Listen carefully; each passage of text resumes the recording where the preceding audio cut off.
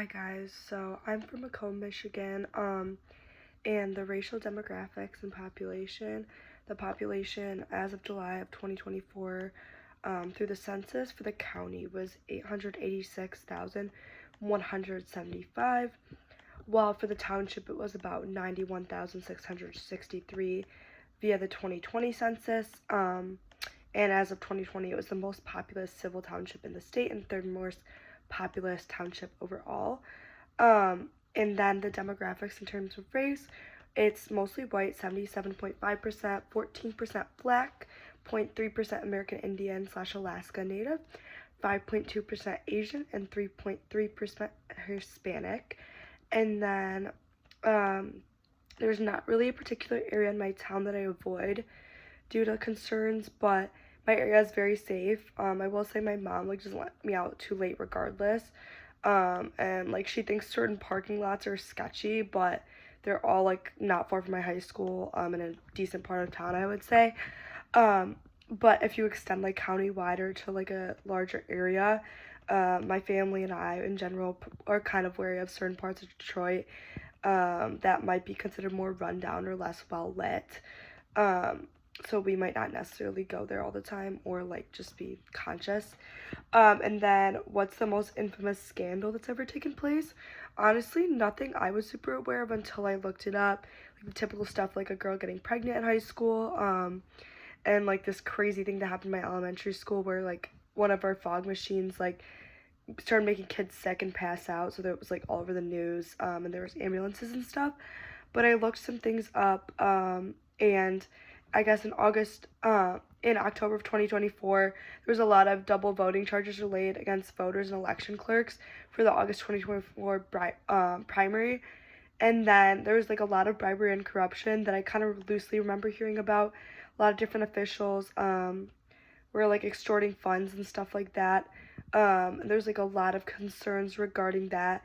Even I think there was some rape charges and stuff like that were laid against a certain official. So there's just a lot going on there when I looked it up. This article calls our county the politically craziest county in Michigan, if not the planet. Yeah, and it says a sheriff who went to prison for rape, corruption surrounding waste hauling, and racist and sexist recordings plaguing the Warren mayor. So there's a lot of kind of racism and sexism and sketchy things that have come out. And this has affected the reputation of us and our residents because many view our town as corrupt, staunchly Republican, and are concerned about the capacities of local officials to lead. And there's also a decent amount of police misconduct when it comes to gender and race discrimination and just some of the conduct with that's been called into question. And I feel like my hometown could be made more attractive by increasing the diversity of residents and of our leadership, restoring trust in the effectiveness of our government, and also more of a draw of tourism, because right now we lack beaches or really anything exciting to do. I think it's very boring here. And there have not really been any notable challenges in the history of our town other than the more recent ones, some political corruption.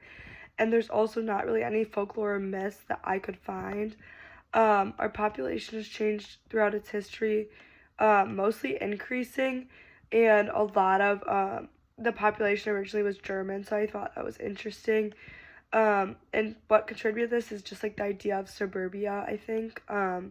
We're very well known for having a suburban population and a decent amount of housing available and stuff like that, I feel. So that's the draw here is settling down and having that family, kind of when we talked about the American dream.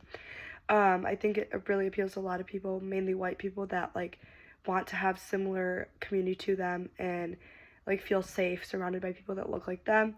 And what local how the culture and community change over time and what aspects are present today. Honestly, a lot of the culture and community has stayed the same. I don't really notice a huge German population here, but a lot of the places retain their original names and stuff like that. Some of the streets still have the same names as they originally did and stuff like that. So that's kind of cool to see that it is true to the historical roots. What are the biggest challenges facing my hometown? I think for me personally, I think that Trumpism and a lot of like the red wave kind of ideology is a problem in my hometown. I